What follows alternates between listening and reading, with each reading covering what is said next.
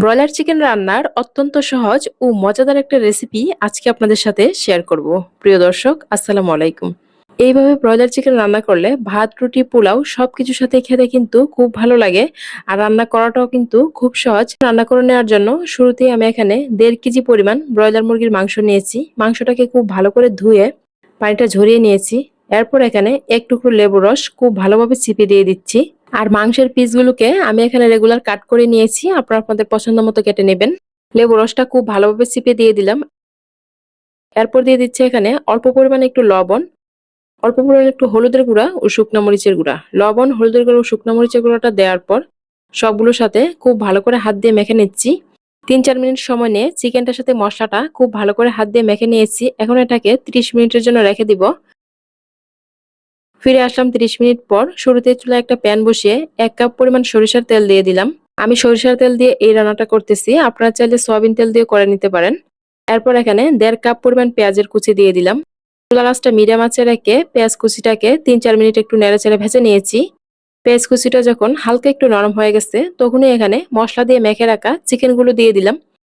চিকেনগুলো দেওয়ার সময় এই জিনিসটা অবশ্যই খেয়াল রাখবেন, মশলা দিয়ে চিকেনটা মেখে নেওয়ার ফলে কিন্তু অনেকটা পরিমাণ পানি জমবে, তো পানিটা কিন্তু ছাড়িয়ে দিবেন।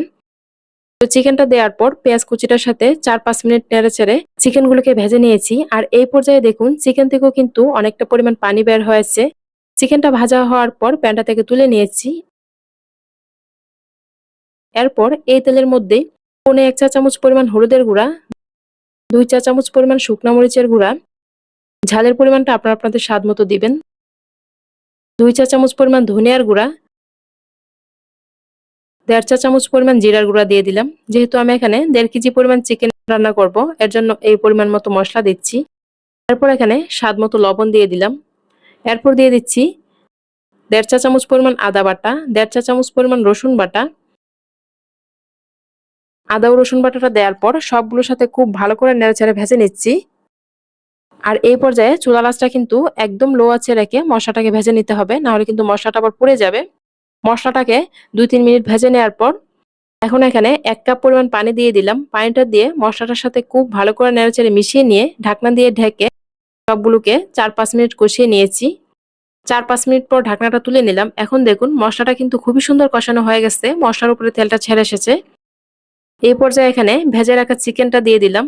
চিকেনটা দিয়ে মশলাটার সাথে খুব ভালো করে নেড়েচেড়ে মিশিয়ে নিয়ে ঢাকনা দিয়ে ঢেকে দিলাম। চুলার আঁচটা মিডিয়াম আঁচে রেখে চিকেনটাকে কষিয়ে নিব। আমি মাঝে মাঝে অফ ক্যামেরায় ঢাকনাটা তুলে চিকেনটা একটু নেড়েচেড়ে দিই, চিকেনটা যাতে নিচ দিক দিয়ে না লেগে যায়। চিকেনটাকে 8-10 মিনিট কষিয়ে নেওয়ার পর এই পর্যায়ে এখানে পরিমাণ মতো পানি দিয়ে দিলাম। এই রান্নাটাতে ঝোলের পরিমাণটা আপনারা আপনাদের পরিমাণ মতো দিবেন, যে যেরকম খেতে পছন্দ করেন। পানিটা দিয়ে খুব ভালোভাবে নেড়েচেড়ে মিশিয়ে নিয়ে 4-5 মিনিট রান্না করে নিয়েছি। এই পর্যায়ে দেখুন চিকেনগুলো কিন্তু খুবই সুন্দর সিদ্ধ হয়ে গেছে। এখন এখানে সুন্দর একটা ফ্লেভার আসার জন্য কয়েকটা আস্ত কাঁচামরিচ ও গরম মশলার গুঁড়া দিয়ে দিলাম।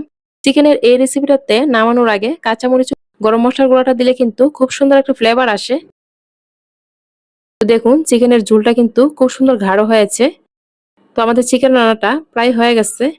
এরপর একটা ঢাকনা দিয়ে ঢেকে চুলার আঁচটা একদম লো হিটে রেখে 4-5 মিনিটের জন্য দমে রেখে দিয়েছিলাম। 4-5 মিনিট পর ঢাকনাটা তুলে নিচ্ছি। তো দেখুন চিকেনের উপরে কতটা সুন্দর কালার এসেছে। তো আমাদের দারুণ মজার অল্প সময়ে মজাদার চিকেন রান্না করা হয়ে গেছে। রান্না করা নেওয়ার পর গরম গরমে একটা বাটিতে সার্ভ করে নিচ্ছি।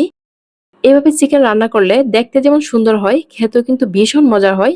আজকের এই চিকেনের রেসিপিটি কেমন লেগেছে কমেন্ট করে জানাতে ভুলবেন না। আর এরকম সহজে মজার মজার রেসিপি পেতে আমার ইউটিউব চ্যানেল সাবস্ক্রাইব করার অনুরোধ রইল। যারা ফেসবুক থেকে দেখছেন প্লিজ পেজটাতে একটা লাইক ও ফলো দিয়ে দিবেন। ভিডিওটি এখানেই শেষ করব। সবাই ভালো থাকবেন। আল্লাহ হাফেজ।